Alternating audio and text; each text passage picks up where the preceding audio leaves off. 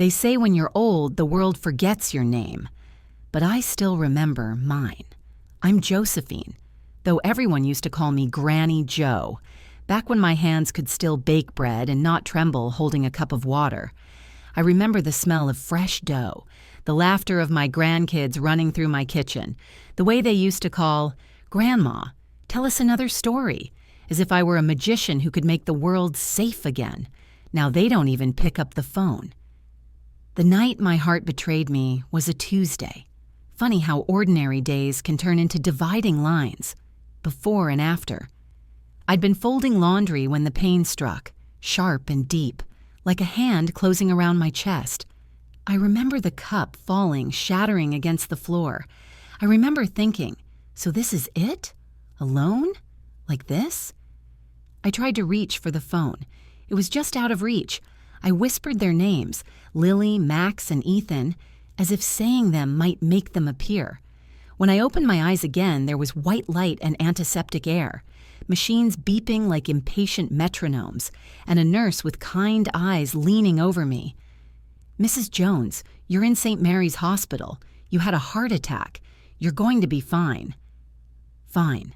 The word meant something different when you're 82. Fine means you're still breathing, not that you're living. The first thing I did was ask about my family.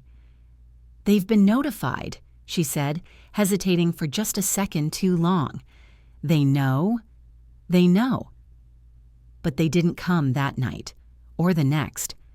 I spent 3 days staring at the ceiling, counting the slow ticks of time by the rhythm of my IV drip. I kept telling myself they were busy. Jobs, kids, traffic, life. But even lies start to taste bitter when you repeat them too often. On the 4th day, a young orderly came in to change the linens. Tall, awkward, with a mop of brown hair that never stayed flat. His name tag read Ben. "Good morning, Mrs. Jones," he said, smiling like the sun hadn't learned about cynicism yet. "How are we feeling today?"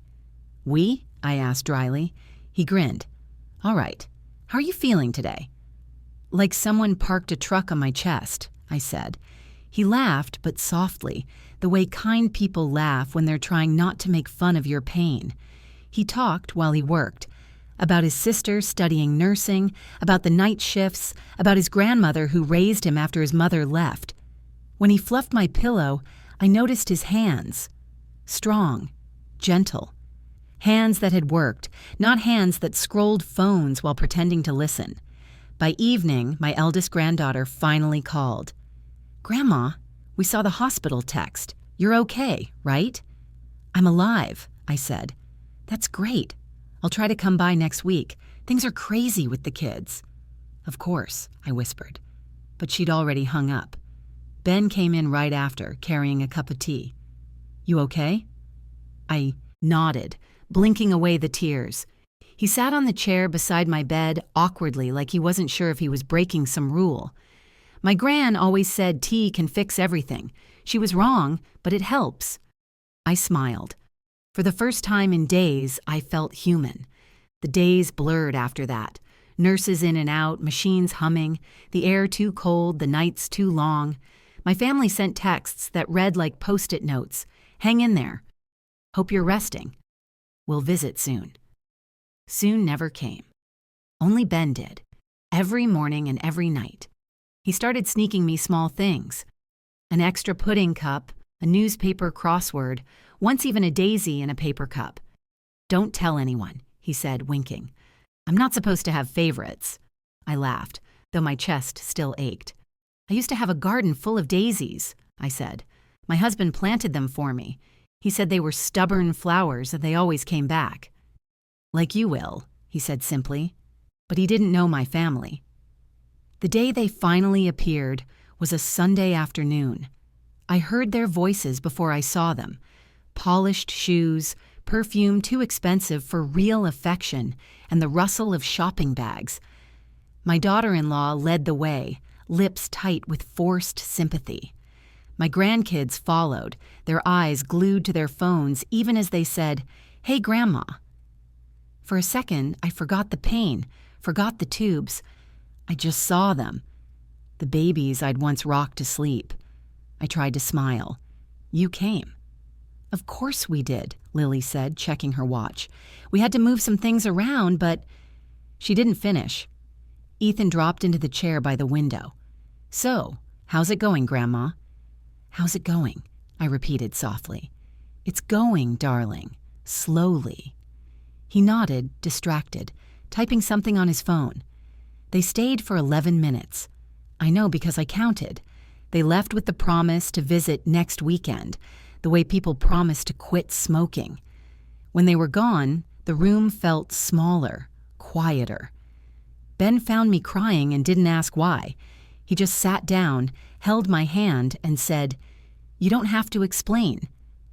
That night, when everyone else was asleep, I lay awake staring at the faint reflection of the heart monitor light in the window. I thought about my life. The years of cooking, cleaning, giving, forgiving. I'd given those kids everything. I'd sold my house to help my son's business, used my savings to send Lily to college, paid Ethan's rent for a year when he needed a start. And now I was just a name on their contact list, someone they could mute when life got busy. For the first time, something inside me hardened. It wasn't anger, it was colder than that, clearer. They'd already written me off as a dying old woman. They had no idea I was still writing the final chapter. When Ben came in at dawn to check my blood pressure, I asked him, "Do you believe people can start over even when the world thinks they're done?" He looked surprised. "I think people can do anything if they remember who they are." I smiled. Then maybe it's time they remembered who I am, too. He didn't understand what I meant. Not yet. But I did. Because while my family had forgotten me, I hadn't forgotten a single one of them, or what they owed me. And I was about to make sure they never forgot me again. It's strange how quickly kindness can become a lifeline. In the sterile hum of that hospital, Ben's presence was like sunlight sneaking through blinds. I started looking forward to his footsteps in the hall, the soft squeak of his shoes, the quiet knock before he entered, the way he always asked before touching anything, respect. Such a simple thing, but I hadn't felt it in years. After my children's visit, that brief, polite appearance they probably thought counted as love, I began keeping a small notebook on the table beside my bed. At first it was just to pass the time, but the more I wrote, the more it became something else. A record of who came, who didn't, of what they said and what they didn't. Maybe it sounds petty, but when you've been forgotten, your memory becomes your last defense. Ben noticed it one morning as he changed my sheets. "What are you writing, Mrs. Jones?" "My diary," I said, "but not the kind with secrets, the kind that tells the truth." He smiled, curious. "Can I read it someday?" "Maybe," I said, "if you stay good." He laughed, and I realized how much I missed the sound of laughter that wasn't forced. By the end of the week, the doctor said I could go home, but only if someone promised to stay with me. My daughter didn't even answer the call. My grandson said he'd see what he could do. No one did. I was ready to tell the doctor I'd hire a nurse myself, but Ben stepped forward. "I can check on her," he said. "I live close by. I've got flexible hours." The doctor hesitated, but I smiled. "He's more reliable than my family," I said, and that's how it started.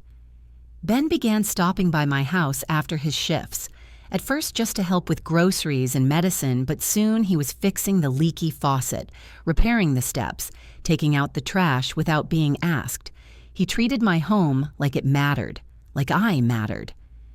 Meanwhile, the phone stayed silent. No visits, no texts. Until the first of the month. That's when my granddaughter Lily called. "Hey, Grandma, just checking in. How are you feeling?" "Still alive, thank you," I said, trying not to sound bitter. Good, good. So listen, about that house. Have you thought about maybe moving into an assisted living place? The maintenance must be a lot." There it was, the real reason. I could almost hear the dollar signs in her voice. "Why?" I asked quietly. "Well, Ethan and I were just talking, and, it might be better for you to be somewhere safe. We could help sell the place, take care of everything." I could almost see her sitting in some coffee shop, pretending to sound caring while checking her manicure. "I'll think about it," I said, and hung up before my voice broke. That night, Ben found me sitting at the kitchen table staring at the old photo album. My family smiling, arms around me, long before greed turned affection into calculation. He placed 2 mugs of cocoa on the table. "Bad day?" I nodded. "They want my house." He sat across from me. "Then don't give it to them." "It's not that simple," I said. "It's all I have left. But it's also all they see when they look at me. A house, money, inheritance." Ben leaned forward. "Then maybe you should change what they see." His words stuck with me. Change what they see. The next week, I asked my lawyer, an old friend from church, to visit. We sat at my dining table, piles of papers spread between us. Ben made tea while we talked. I told him everything, about my savings, my will, my disappointment. He listened quietly, then said, "You can do whatever you want with your estate, Joe. You owe them nothing." "I know," I said softly, "but I want to make sure what I give still means something." For the first time in years, I felt like I was doing something for myself. I told the lawyer to update my documents, to make a few adjustments. A week later, I ended up back in the hospital for observation. Nothing serious, just fatigue and low blood pressure. Still, when the ambulance arrived, Ben followed in his car. He sat in the waiting room for hours while my family didn't even pick up the phone. When I woke up, he was asleep in the chair beside my bed, arms folded, head tilted. I stared at him for a long time, realizing something. Kindness isn't measured in bloodlines. It's measured in presence. My granddaughter finally appeared 2 days later, smelling like perfume and impatience. "Grandma, why didn't you tell us you were back here? We would have come sooner." "Would you?" I asked quietly. She frowned. "Of course. We love you." I smiled. "You love what I can give you." Her jaw tightened. "That's not fair." "No," I said. "Fair would have been visiting when I asked, not when the will's being rewritten." Her eyes widened. "The will? What will?" "Oh, don't worry," I said lightly. "It's all taken care of." She left in a hurry, pretending she had a meeting, but the fear in her eyes told me she'd heard exactly what I wanted her to. That night, Ben came in with a pack of pudding and a crossword book. "They didn't stay long, huh?" "No," I said, "but long enough to remind me who they are." He smiled sadly. "Family's complicated. Only if you let it be." I reached out and took his hand. "Ben, if something ever happens to me, promise me one thing." He frowned. "What's that?" "Don't ever let anyone tell you you're less than family just because you weren't born into it." He looked at me for a long moment, then nodded. "I promise." When the nurse came in later, she found me writing again in my notebook. "What are you working on tonight, Mrs. Jones?" "Just making a list," I said, smiling faintly, "of the people who matter." Because when the time came, that list, and only that list, would inherit everything. They discharged me on a Thursday morning, the kind of gray, half-awake morning that makes the world look tired. Ben insisted on driving me home. "No buses, Mrs. Jones," he said, waving his keys like a sword. "Doctor's orders." My little house on Cedar Lane looked smaller than I remembered, lonelier too. The flower beds were overgrown, the paint on the porch faded. But when I stepped through that door, I felt something I hadn't felt in months. Peace. The kind that comes when you're finally surrounded by your own ghosts. Ben carried my bag inside, set it gently on the old armchair. "You sure you're okay alone tonight?" "I've been alone most of my life," I said with a smile. "I'll manage." He hesitated. "I can check in after my shift." "Ben," I said softly, "go live your life. I've got mine to handle." After he left, the silence wrapped around me like an old quilt, comforting but heavy. I sat by the window watching the streetlights flicker on, thinking about how quiet love can disappear. It doesn't explode, it fades. One unanswered call, one missed visit at a time. Around 9, my phone buzzed. A message from Ethan, my grandson. "Hey, Grandma, Lily said you're out." "Cool. Maybe I'll swing by this weekend if I'm not busy." I stared at the screen for a long time, then typed back, "Don't trouble yourself, dear. I'm resting." He didn't reply. He never did. 2 days later, the doorbell rang. I wasn't expecting anyone. When I opened it, my son, Martin, stood there. My firstborn, the one I'd always forgiven more than I should have. His hair had gone gray around the edges, but his expression was the same. That mix of impatience and charm he used when he wanted something. "Mom," he said, stepping inside before I could answer, "you should have told us about the hospital. You gave Lily quite a scare." "I did tell you," I said. "She just didn't bother to read the message until it was convenient." He sighed. "Look, she's got a lot going on. We all do. But we're here now, okay?" We. He meant himself and the daughter waiting outside in the car, not bothering to come in. He sat down at my kitchen table, the same one where I'd taught him to pray before dinner, where I'd mended his torn jeans and counted coins for his school lunches. He looked around like he was assessing a property, not a home. "Mom, have you thought about the future? This place is too big for you." "Ah, the future," I said, pouring tea. "That mysterious land where old people vanish and young ones get their inheritance." He frowned. "That's not what this is about. We're worried about you." "No, you're worried about what happens when I'm gone." He leaned forward, lowering his voice. "You know how much this house is worth now? The market's crazy. You could sell it and live comfortably somewhere nice. We could help with the paperwork." I almost laughed. We could help. The words I'd heard 100 times, each one costing me something. A piece of land, a savings bond, the trust I once had in my family. "Martin," I said, "do you remember who signed your first student loan?" He blinked. "What?" "When you couldn't afford college, who co-signed it?" "You did." "And when Lily's tuition bill came, when Ethan lost his job last year?" He looked away. "You did." "I did," I repeated. "And do you know what that makes this house?" He shrugged. "Home? No, proof." He didn't understand what I meant. Not yet. But he would. Before he left, he hugged me perfunctorily, like it was part of a checklist. "We just want what's best for you, Mom." "I know," I said, patting his arm. "That's why I finally decided to make some changes." He smiled, relieved, already imagining dollar signs. "Good. I'll talk to a realtor I know." "Oh, no," I interrupted.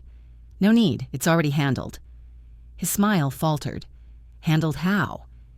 "You'll find out soon enough."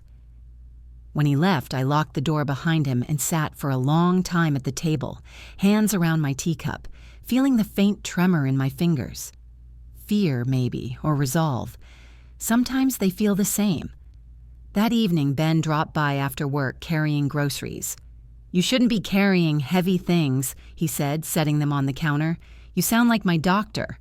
"I'm cheaper," he said, and I laughed. We ate soup together, and I told him about Martin's visit. He listened, his brow furrowed. "You think they'll try to pressure you again?" "I don't think," I said. "I know. So what are you going to do?"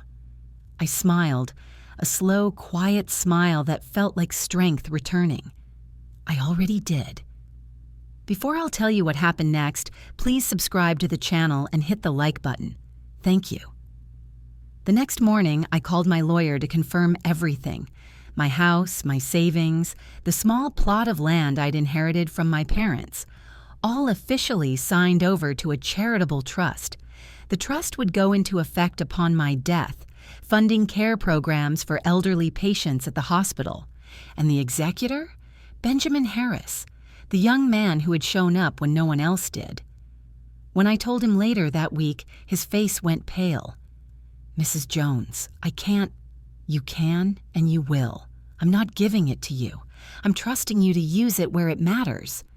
"But your family," My family, I interrupted, forgot what that word means. He didn't argue. He just nodded, tears in his eyes. Days turned into weeks. My health held steady, but my heart, the emotional one, not the medical one, felt oddly light. For once, I wasn't waiting for calls or visits that would never come. I was waiting for something better, peace. It came faster than expected. One evening, Lily showed up unannounced. She didn't even ring the bell, just barged in like she owned the place. "Grandma, what's this about changing your will?" she demanded, waving her phone. "Dad's freaking out." I leaned back in my chair. "Oh, so the family chat works when money's involved." "This isn't funny. We have a right to know what's going on." "A right?" I repeated. "Tell me, darling, where in the Bible does it say grandchildren inherit automatically?" She flushed. "You're being ridiculous." "No, dear. For the first time in years, I'm being fair."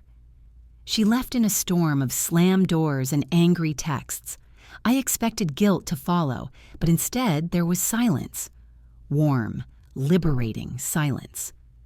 That night, I opened my notebook and wrote one final entry.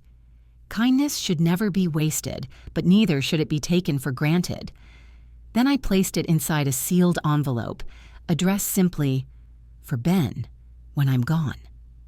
As I turned off the lamp, I looked out the window at the moonlit garden. The daisies were blooming again, stubborn, bright, alive. I smiled. Let them come for what's left. They'll find out soon enough that the richest thing I ever owned was the part of me they threw away. The phone started ringing early the next morning. I knew before I even looked who it would be. When families smell money moving, they appear faster than paramedics. I let it ring 4 times before answering. "Good morning," I said sweetly. "Mom, what on earth is going on?" Martin's voice cracked through the receiver, tense and loud. "Lily says you're cutting us out of the will. Please tell me that's a misunderstanding." "It's not," I said, "but you'll be glad to know I didn't leave it to strangers." There was a pause. Then to who? To someone who earned it. I could almost hear him swallow his anger. "You're being manipulated, Mom. That hospital worker, Ben, he's taking advantage of you. You're not thinking clearly." I laughed softly. Funny, I've never thought clearer in my life. The silence on the other end was sharp. He switched tactics, softening his voice. "Look, I get it. We haven't been around as much as we should have. But we love you." "You love the idea of loving me," I said. "It costs nothing and looks good at dinner parties." "Mom, this isn't fair." "Fair," I repeated. "Fair would have been one of you sitting by my bed when I thought I was dying. Fair would have been you remembering my birthday without Facebook reminding you." He muttered something under his breath and hung up. I stared at the phone for a long time before setting it back on the hook. My hands were shaking, not from age this time, from release. The weight I'd carried for years, the guilt of never being enough for my own children, was finally sliding off. By noon, I had visitors. 2 cars in my driveway, 1 new, 1 leased. They didn't even knock. They stormed in like creditors. Lily's perfume hit first, then Ethan's cologne, then Martin's anger. "Grandma, we need to talk," Lily started, her tone somewhere between sweet and poisonous. "Do we? I thought you preferred texting." Martin slammed his keys on the table. "Stop with the jokes. You've made a serious mistake." "Have I?" I said, keeping my voice calm. "Yes," he said. "You've given everything to some random nurse." "Orderly," I corrected. "And he's more family than any of you have been in years." Ethan groaned. "Grandma, come on. You barely know the guy. He's probably after your money." "Then he's a slow thief," I said. "He's had 100 chances and never took a penny. You, on the other hand, took my savings for a car you sold a month later." Ethan's face reddened. "That was years ago." "Exactly," I said, "and I still remember." They kept shouting, each trying to outtalk the other, but their words rolled off me like rain on old glass. I'd been waiting decades to stop apologizing for being the only one who cared. Finally, I raised a hand.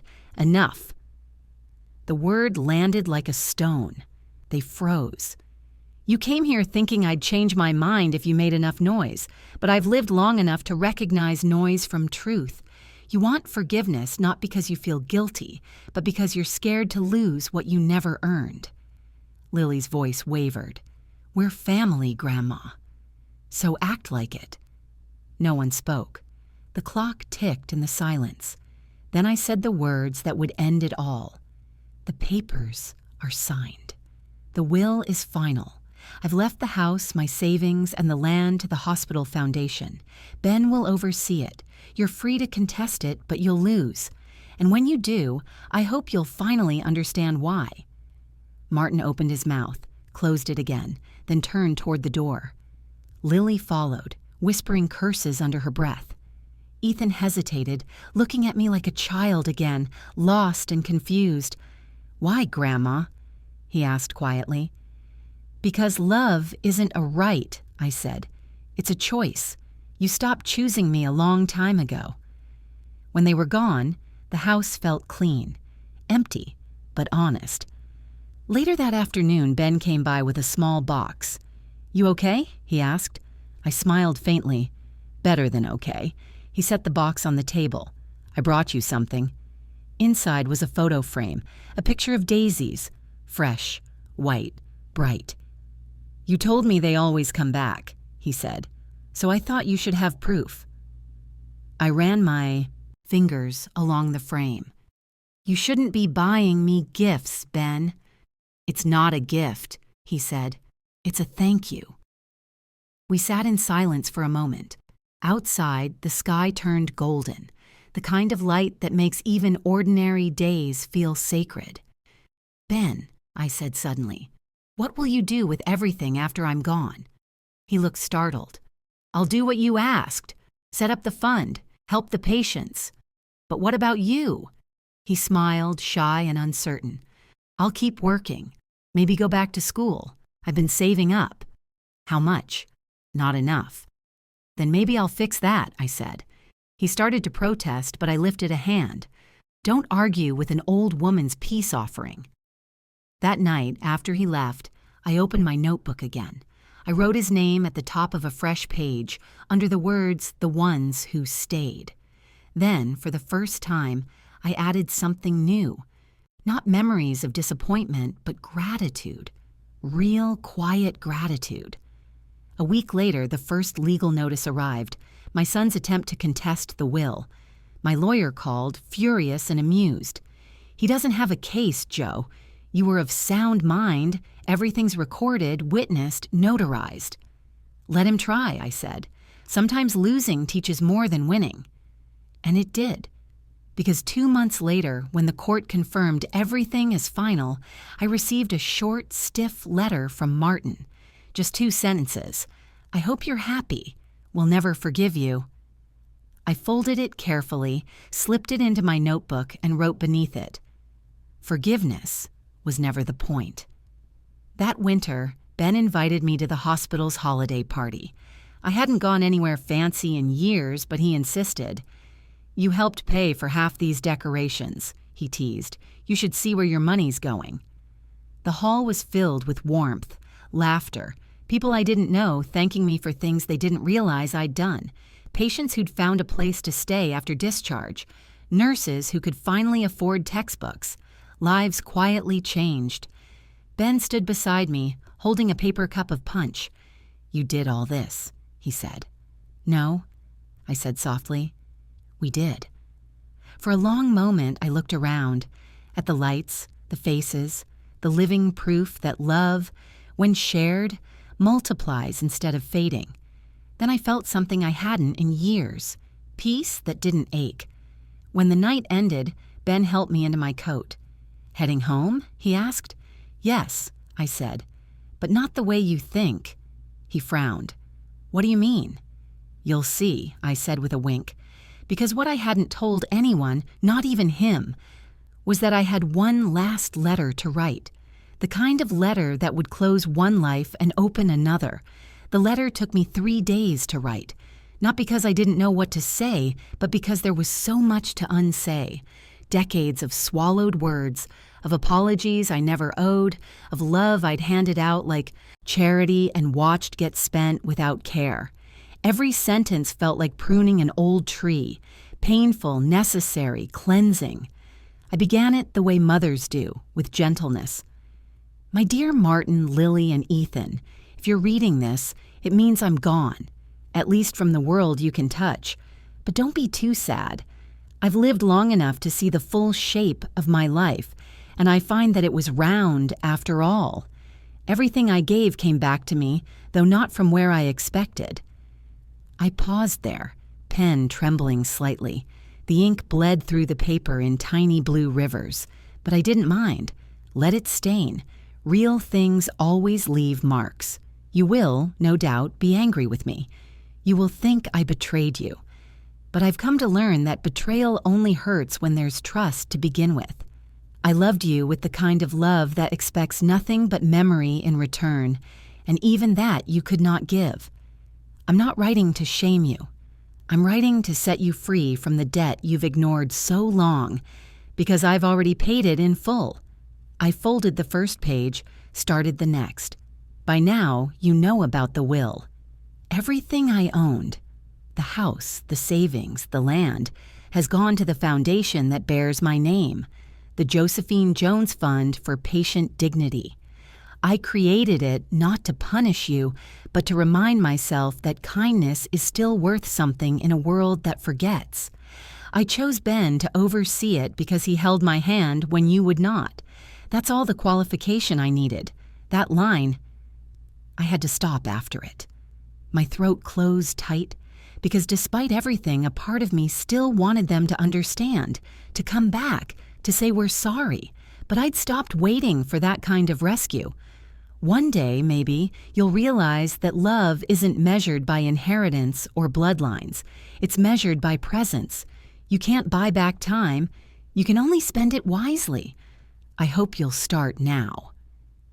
I sealed the letter in an envelope and placed it on my bedside table beside my glasses and rosary. Then I took a deep breath and looked around the room.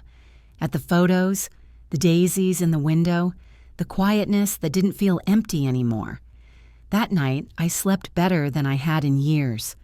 When spring came, the doctor told me my heart was failing again.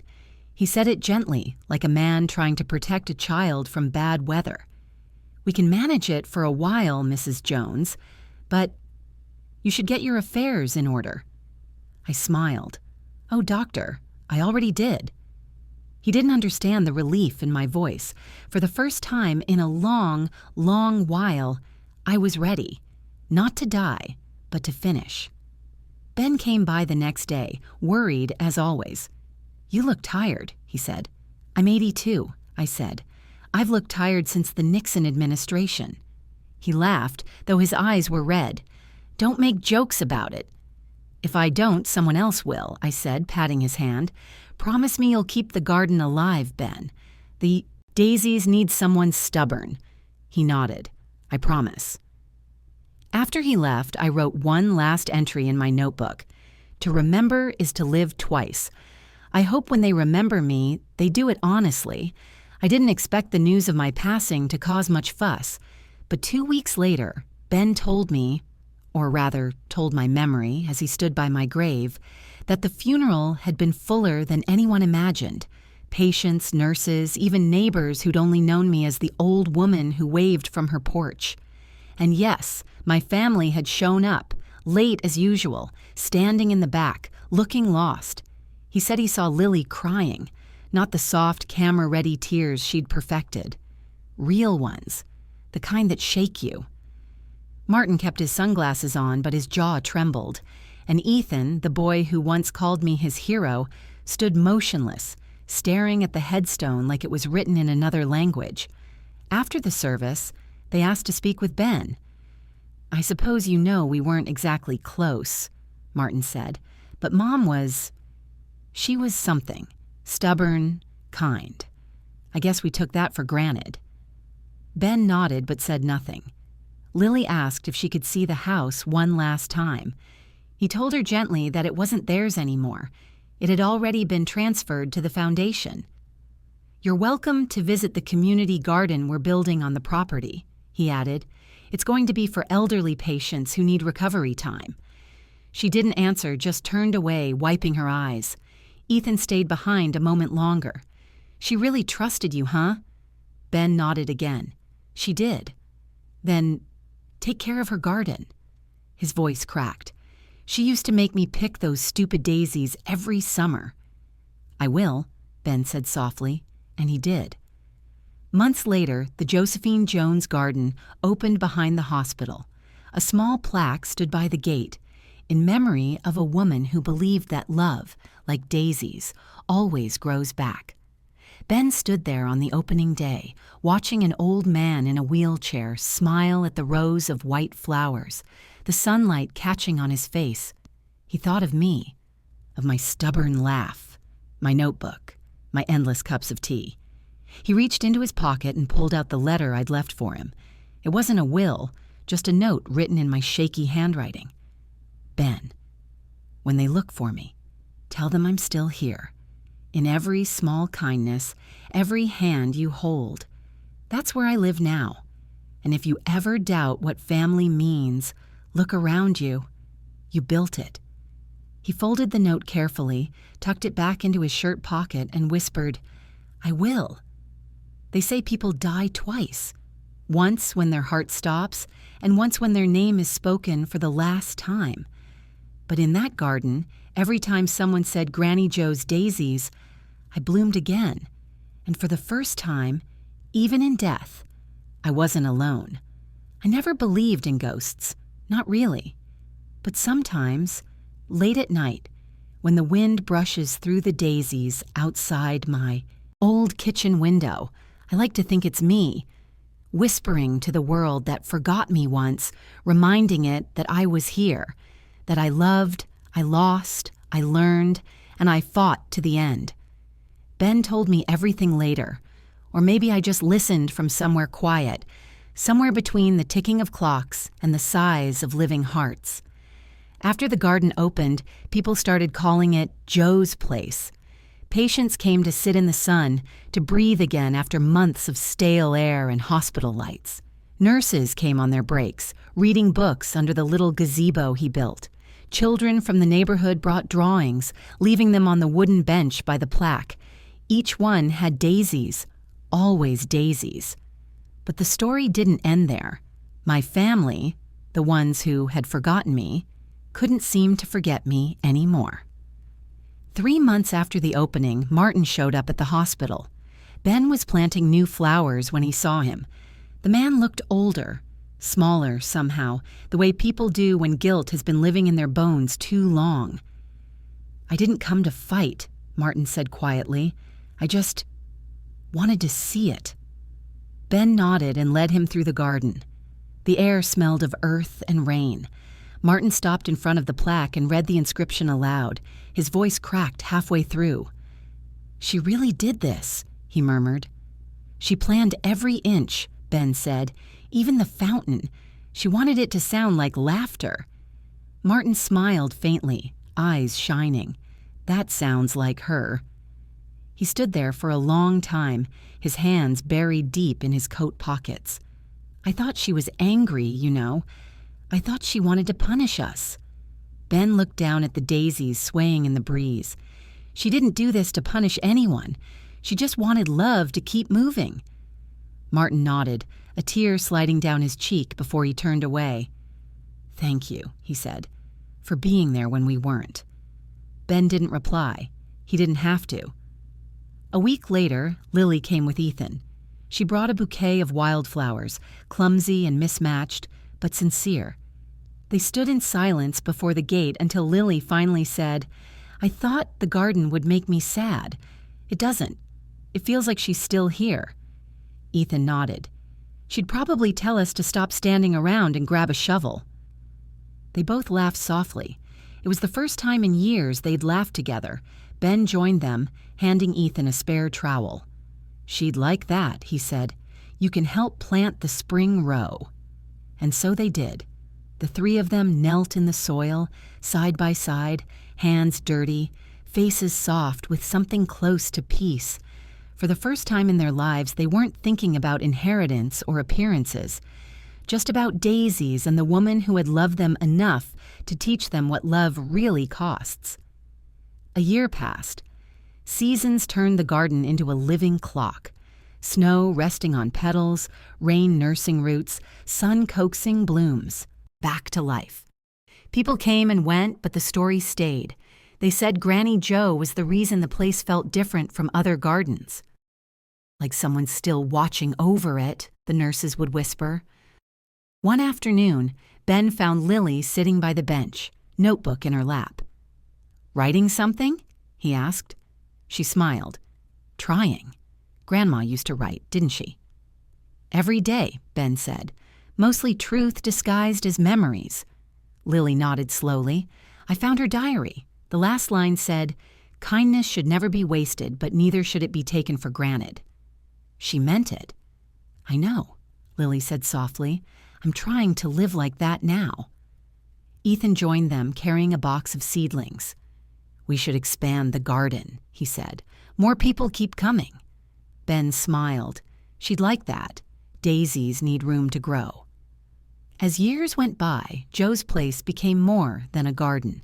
It became a story people told, about an old woman who'd been forgotten but never stopped giving. Donations came in from all over. A scholarship fund was added in her name. Young nurses began their careers because of her. Patients recovered because they felt less alone. And my family, my once lost family, found their way back to one another, not through guilt, but through the garden that carried my name. Martin started volunteering at the hospital on weekends, fixing wheelchairs and chatting with patients. Lily helped organize fundraising events, always wearing a daisy pin on her jacket. Ethan built a small website for the foundation, filled with photos of me, smiling, cooking, holding babies, laughing on the porch. The last picture was of the garden in full bloom, sunlight spilling like forgiveness across the petals. Sometimes I think about the moment I left the world. It wasn't dramatic, just quiet. A long exhale that felt like setting down a heavy box. The nurses said I smiled at the end. I think I did, because I knew what was coming. I knew that love, real love, doesn't die with the body. It travels through hands that plant flowers, through hearts that finally understand, through one boy's kindness that became a family's redemption. If I could speak to them now, I'd tell them this: you didn't lose me. You just learned where to find me. In the garden, in the laughter, in the stubborn bloom of daisies that refuse to die. So whenever the wind brushes those petals, whispering against the walls of the hospital, maybe, just maybe, that's me saying, I forgive you. I remember you. I love you still. And in that forgiveness, my story finally rests. Because sometimes the sweetest revenge is not anger, but peace that outlives everyone who doubted you. If you like the story, please subscribe to the channel, hit that like button, and write in the comments if something like this has ever happened in your life. I'd love to hear your stories. Thank you for watching.